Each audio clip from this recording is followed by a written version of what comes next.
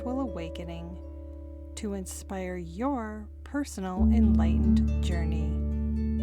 I'm your host, Megan Mary, international best-selling metaphysical author and founder of Inner Realms Publishing.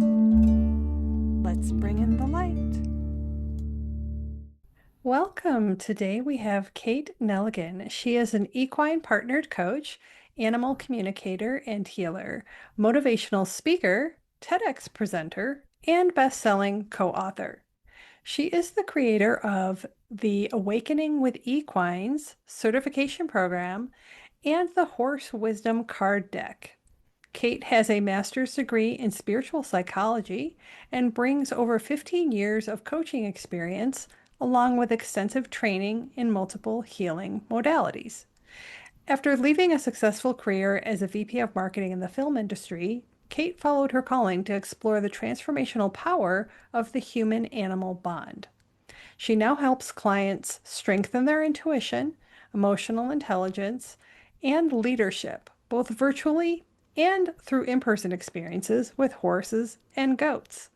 Passionate about supporting women to thrive, her TEDx talk on perfectionism reflects her commitment to authentic, heart-led living. Welcome, Kate. Thanks for having me here. Yes, there's so many things in that intro that I want to talk about, but we're going to start with the first question. That is, what does enlightenment mean to you? Yeah, I think it's very much just a higher state of consciousness, which we ideally are all in a process of this awakening and ascension to raise our consciousness.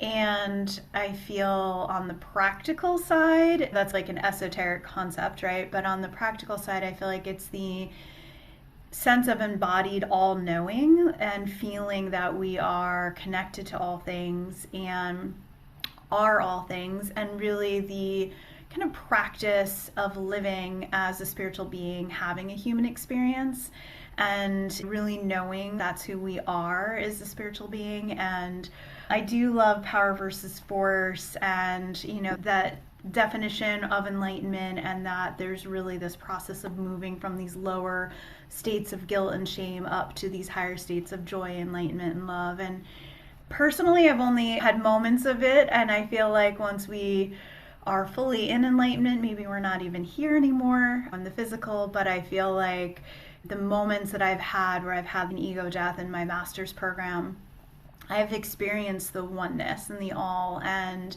knowing that there's this sense of all love and all knowing and all connection. So that's what it is to me.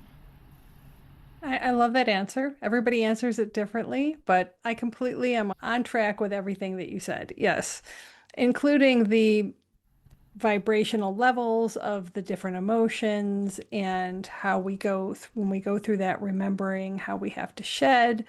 A lot of what we perceive is our person, right? Our name, our avatar. And when we do that, then there are those glimpses of that eternalness. And it's just awe-striking, really. It's humbling, but it's also one of those really beautiful moments that words can't express. It's true. Yeah, it's a feeling. Mm-hmm. So I want to hear how you did your transition, because for many people listening, they know they have this inner knowing, but yet they're living a double life. And I'd like to hear everyone's story of how they transitioned from one and turned it into another. So from the film industry to the equine healing. So let's talk about that. Yeah, and I was living that double life for a while in basically selling horror movies, like one of the worst sort Ah, of places you could be inside of entertainment. And we had other films than that, but I was creating a program in January called New Year, New Fear. and everyone loved it, and I was getting all these accolades for what I was creating. And then I was going to Agape, a spiritual community in church, after work, and I was getting my master's in spiritual psychology, and I was completely like two different people in terms of my interests and my hobbies. And I actually left at first to create a conscious media channel. So I had basically I'd curated thousands of uplifting videos that really helped people restore their faith in humanity and uplift consciousness. It really was about, it was entertain, enlighten, and inspire. So enlighten was right there in that tagline, and that was the goal.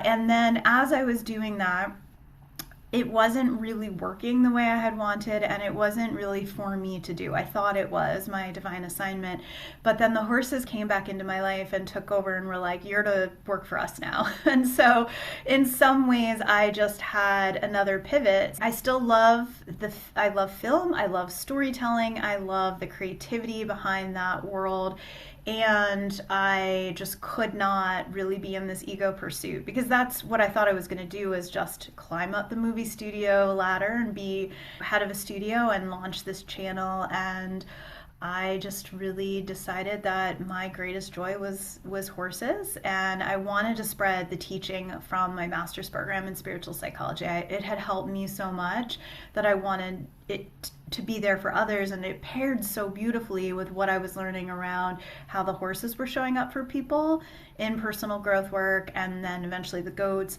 And so it was just a natural pairing of my gifts and my greatest loves and desires. I feel like our calling is a combination of what we love and what we're really passionate, interested in, what we're good at, and then what the world needs. And it just became this really nice combo and way that I could contribute in a way that was actually congruent instead of just about this like life that was just for my ego. So, I like how you defined our calling, and I think it's right on par. It's it's what we're good at, it's our natural talents, but it's also what we are really passionate about, what we feel is important, and then also how we use our skills to share what we feel is really important. And that combo is so unique to each one of us. And we each have the ability and the calling to recognize what that is and to contribute that to the world, that people need something you have because you are part of them, is really right how it goes. And it can change. I don't think that it's one and done. That agreed. yeah, and I do believe that spirit or the universe or whatever it is constantly pivoting us, it seems, and really and I don't even want to call it a challenge, but our, I don't know, duty is to go with that flow. And so even if we're doing the spiritual work and we think that we found the thing and that we're in alignment and we're doing the work out in the world and something else pivots us another direction, we have to still release that resistance Yeah. and recognize that it is another turn in the wheel of all the things we're supposed to be doing, right?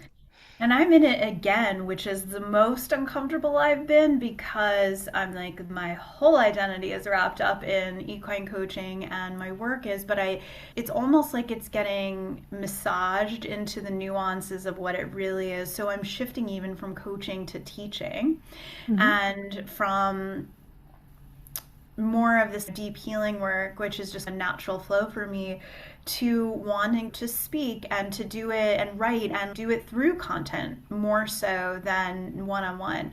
And so, even that, it's like, realizing that's some shedding and that I can't hold so deeply to it needing to look a certain way just because I've done a lot of one-on-one in the past and I've really enjoyed it.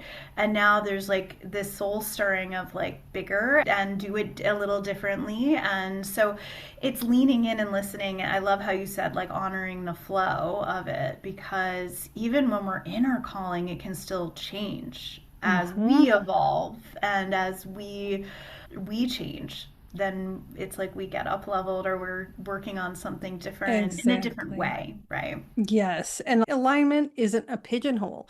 It isn't a lane. It isn't the same lane. It's not, I'm aligned now, so now my work is done.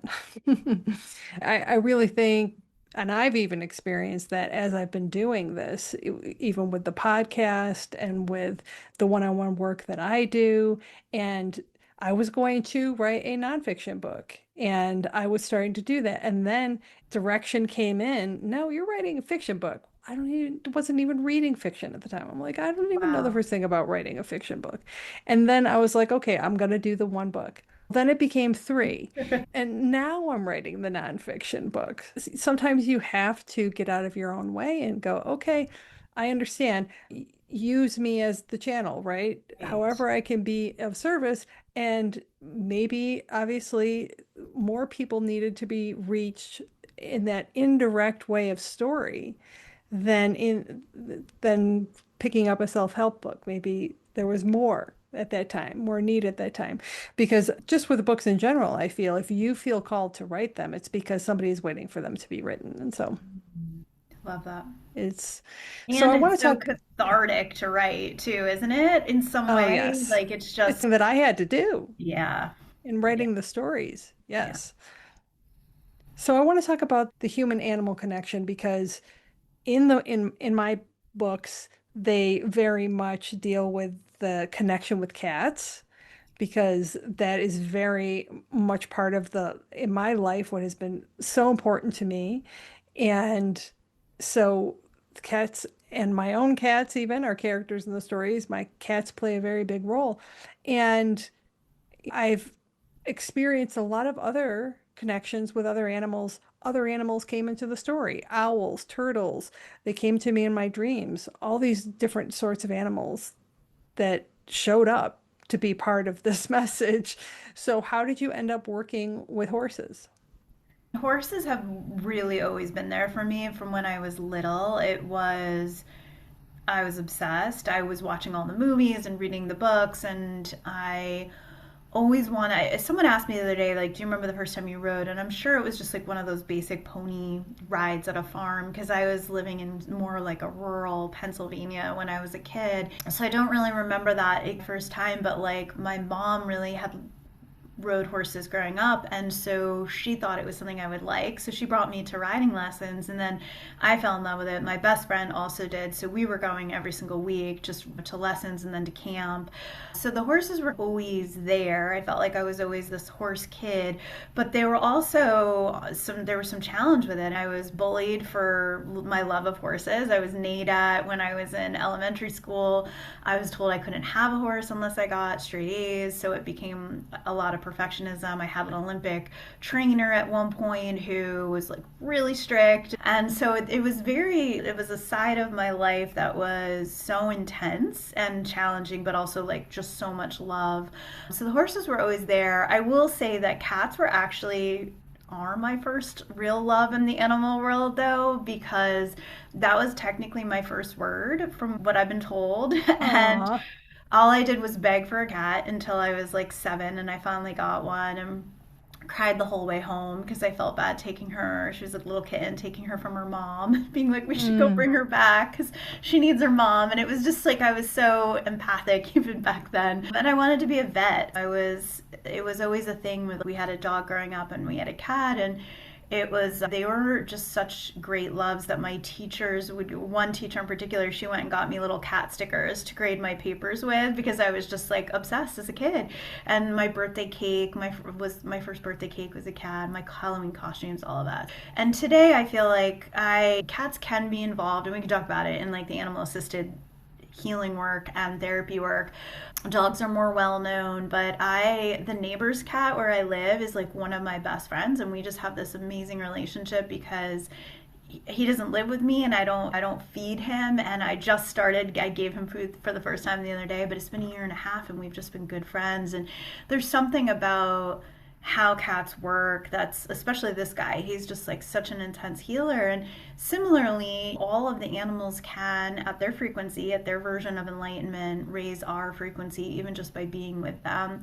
And then of course there's physical things for each of them. With cats, a purr, and with horses, a lot of it's breath and their size of their hearts, the size of their guts, the fact that they're prey animals and have co-evolved alongside of us. So you have the science pieces, and then you have the very unexplainable mystery piece of like, how are cats able to purr at a frequency that's sound healing, right? Essentially. So yeah, I think all of the animals have their own unique gifts. And for me, I've just been on this journey of trying to understand each of them. But it's always been all of the animals because I wanted to be a vet and because I've just been obsessed with them since I was little. So, Yes, and I had a dog first. So I was a dog person first, but as I became an adult living on my own, that's when I started having cats, and I just don't ever want to live without them. In fact, Merlin is sleeping on my lap right now and has been all afternoon. Good thing that I have a desk job, right? If you are enjoying my podcast and are intrigued by dreams and stories of spiritual awakening, I would like to personally invite you to explore my international best-selling metaphysical trilogy, Witches of Maple Hollow. Like a mystical fairy tale, these fall-themed mysteries weave cozy supernatural fantasy into enchanting tales of magic and self-discovery. Start with Book 1, The Dream Haunters. The Book Life Prize calls it packed to the brim with surprise portals, ancient traditions, and dream worlds. Then dive into the elusive nature of reality in the Dream Mirrors. And finally, unravel ancestral riddles beyond time and space in the Dream Dimensions. Get your exclusive signed copies today at meganmary.com. Stop by the store while you're there and grab your dream journals, cozy blankets, pillows, candles, and more. And don't forget, they also are available in audiobook. Come visit me in Maple Hollow.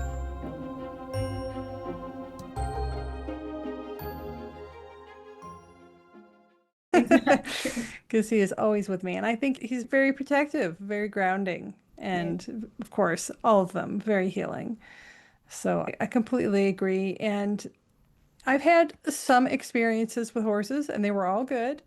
And I just didn't grow up around them. But I think they're beautiful, majestic animals. And the way that we communicate with animals is really on a spiritual level because we don't speak the same language, and yet we know that we can understand each other so well.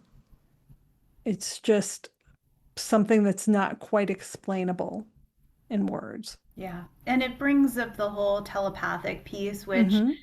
I think we're just going to continue to develop telepathic ability. And so animal communication is one entry point into that. And they live in a very different world where feeling good is important to them. Meditation is natural, rest is natural, self care and self preservation is natural. So, as humans with minds and egos, we have a lot we can learn from animals just from how they're role modeling basic self-care, basic needs, and then certainly even more so how they take care of each other, especially horses in a herd dynamic, how they take care of each other in community, and how they do readjust so quickly when they're stressed out, like how often they'll come back to parasympathetic, the goats as well. So I think there's just a lot we can learn from them on these spiritual concepts just by even watching them, because they're living it. Like that's their natural state. It's not dysfunctional like humans can have with our own versions of trauma and societal programming, and also just our minds and our egos, right? Hmm. Yes, so true. So when you do the equine therapy, is it involve riding, not involve riding? Is it other forms of interaction with the horses and the goats? Yeah. So I often like to do things that look very meditative if you were to watch. Doesn't seem like there's much going on. I have exercises I will use that are all groundwork. So we're eye to eye, or we're seated, or even I'll bring out a massage table and people are laying on that and receiving the horse's energy work and frequencies. But ultimately, it's this connection where we are like equals, where they're at liberty. They're not necessarily tacked up and controlled. They can move away and do what they need to do, unless we're doing some specific exercise with a halter and a lead rope.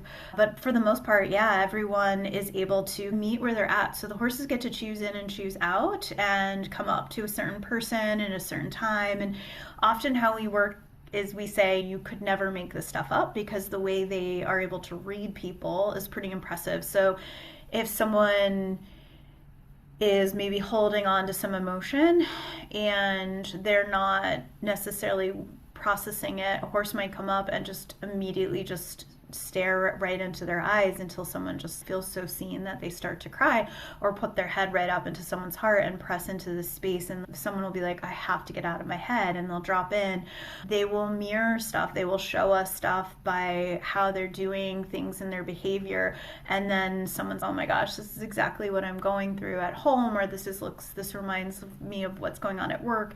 And so they help facilitate quite a bit of amazing conversation based on even what the horses will start to act out through the field. Essentially, in some ways, it's like constellation work that they're representing and acting things out to, in my opinion, basically to illuminate what needs to be seen for congruency or for healing to happen. And all horses act a little differently. Some are more in the healing space, some are more in this like therapeutic coaching space, some are in teacher space. One of my horses, she's just very reflective. Like usually she's the one that I'm like, if I don't know what's going on, I look to her and she'll act it out and then I'll know. So it's quite amazing, but it's based on the premise of how you do one thing is how you might do anything. So it's very experiential learning, it's very kinesthetic and somatic. Hmm. What's one of the most transcendental things that has happened with you and a horse? It's funny because one of my favorite experiences is with one of my goats, where I was just sitting there meditating with her and I started to just hit 5D very quickly, and I was in a very different altered state, and I was very aware. I was in my body. It was very clear that I was there, and yet I was in a space of just pure bliss, nothing else, and very grounded in that space, like very much still functioning, but there wasn't really thought and there wasn't really any of that mind chatter, and there was just a lot of it was like a transcendental experience with her. So she brought me there. It's almost like I just hooked up to her frequency and then she just journeyed me into that place. It was really cool the way someone might lead you there through, let's say, yoga or a sound bath or a shamanic journey. Like that's what happened with her. With the horses, for me, I've just had so many where it's often when I'm laying on the massage table and I'm just surrendered into that space where I don't need to do anything or change anything, and I'll be fine, and then all of a sudden I'll have an awareness of something and I'll just start to cry. And it happened the other day. I've been putting myself through like a daily practice of doing some healing work with them right now to really raise my frequency intentionally. And I was aware of something around a limiting belief, and I got into kind of the core pain and the core wound, and I was like, wow, that's actually what's been bothering me. And then I just cried and let it go and worked my process with it until I was able to feel back to this peaceful space. And then the horses just, they transmute a lot, but they're also transmitting. And so then I was able to get off the table and I was like, I'm totally feel amazing. This is absolutely, it was as though I had just had a sound bath and a shower and went to the beach and had a game where I was Wow. playing. Like it was just, it's all these Mm, great feelings. And that happens somewhat frequently. I just have to, I think we have to be willing to face some of the shadow, walk right through it, and then go to the other side. So that's usually what mm, happens for me when I'm mm. with the horses. Wonderful. Do you dream about your horses or goats? Do they show up?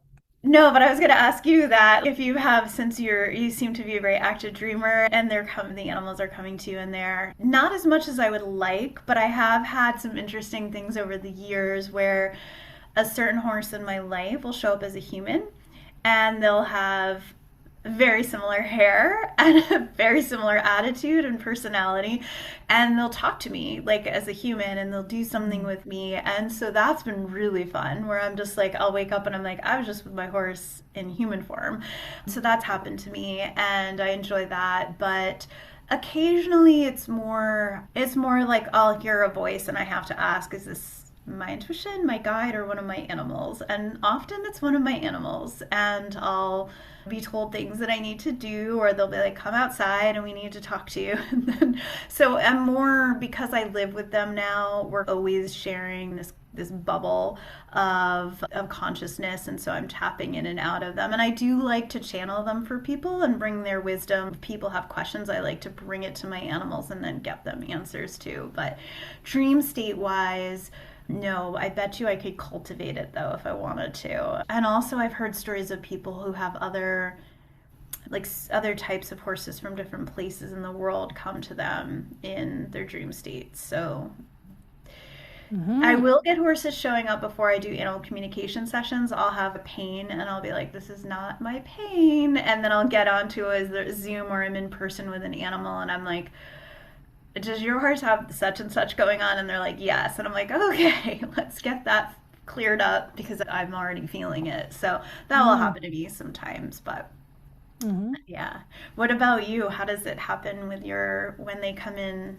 Do they bring messages? How does it work? Yeah, so usually when animals show up in my dreams, they talk, which is what I put in my books. So I've had talking turtles, several talking owls. My cats do also show up in my dreams and talk. And my books were actually inspired by a dream at this point, it was like 12 years ago, that was of a talking cat that I don't have, that I've not known in real life, but he talked as well, and he had a lisp, and he told me his name was Wixby. And I was like, okay, what do I do with you? And so I am always very cognizant of writing down when animals show up and have a message. Particularly the owls had very prophetic messages in terms of what was going to happen, and really were ushering in sort of my transformation. And a lot of people call them spirit guides or whatever you might call them. I definitely pay attention when they show up because they're usually always there to tell me something. Channeling the horse's wisdom, essentially. And so I want to talk about your horse wisdom card deck. Did you, how did you come about creating that? Do you feel that they speak through the deck? Yes. So one day I just heard while I was at my desk randomly, write down everything that we teach. And so I just took a list pad out and wrote down like these 40 qualities, and they just came really quickly. Like we teach presence, and we teach wisdom, and we teach flow, and so I was like, now what would you like me to do with this?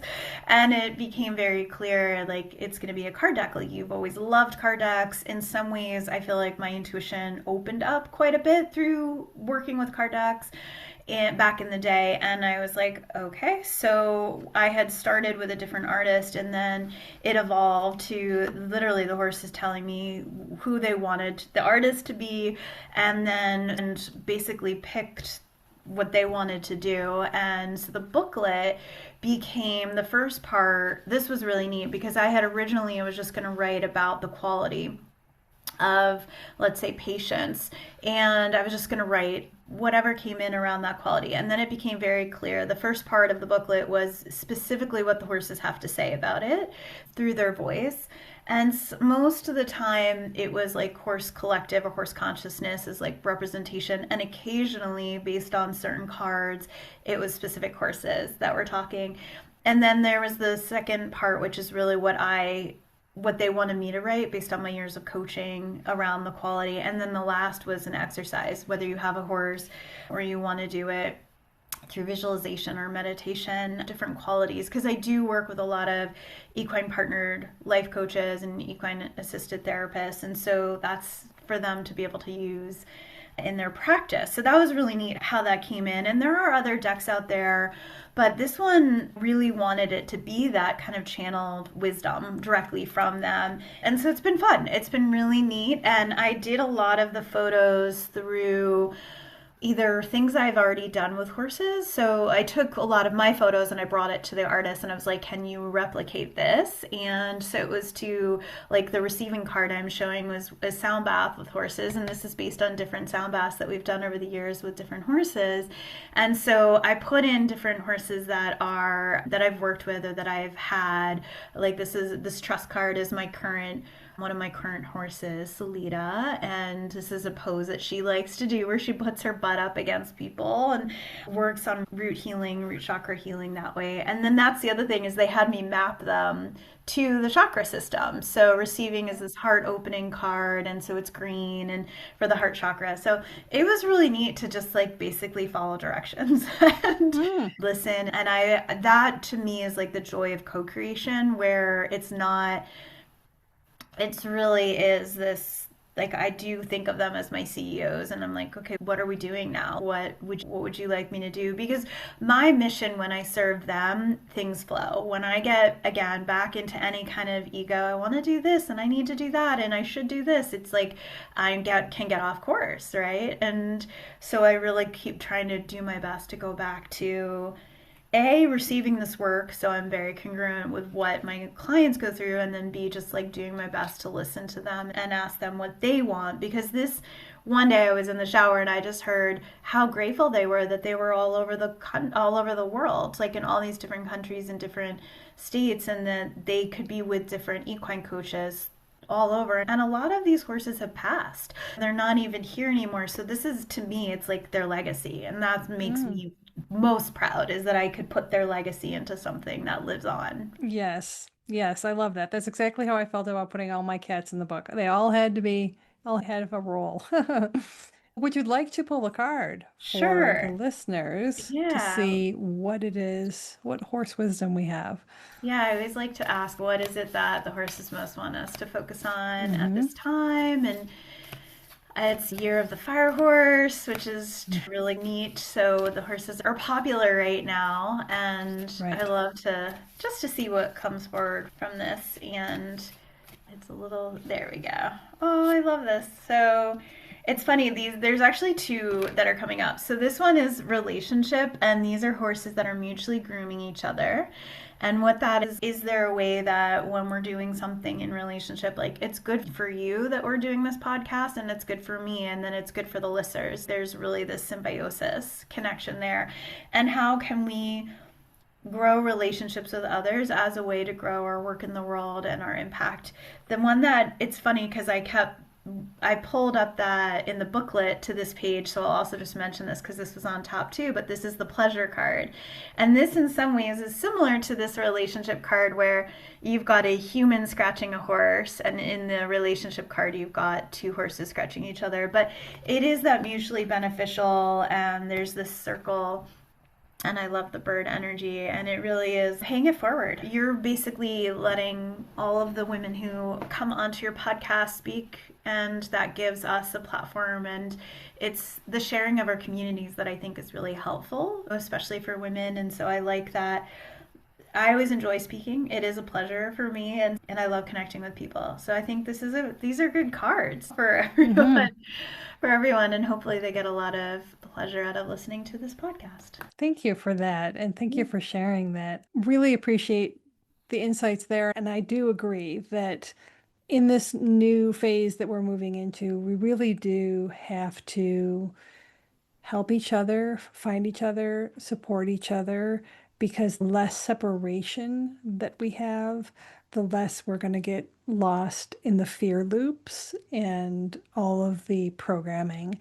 And that you're right, this really was something that Spirit told me to do that I wasn't even planning on doing. I was really scared to do it, but now it has Wow. become part of my life and it has become a very valuable experience for me.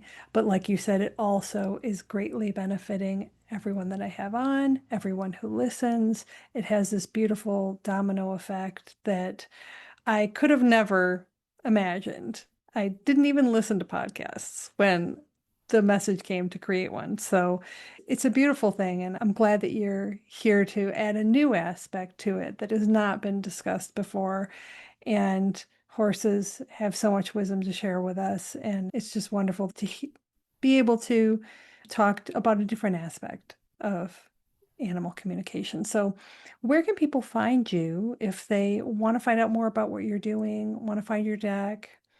Sure. So my website is just Kate Neligan with one L, and the deck is there and information on sessions. And then my Instagram and Facebook are all Kate Neligan Equine Coach or Awakening with Equines is the Hmm. business name. So people can find me that way. Wonderful. Thank you for being here today and sharing your story and the work that you're doing out in the world. It's very valuable, and I appreciate you being here. Thank you. I'm so glad we got to do this. And yeah, I feel like people are going to love knowing about your books too. And they're going to get so curious about checking it out. And they're called the Dream Hunters series. Is that right? It's Witches of Maple Hollow is That's the right. whole Okay. series. The Dream Hunters is the first book. Okay. And then the second one is the Dream Mirrors, and the third is the Dream Dimensions, which actually I was called to integrate the chakras in as well. So we have some similar instruction going on there with my I love most it. recent one. Yes.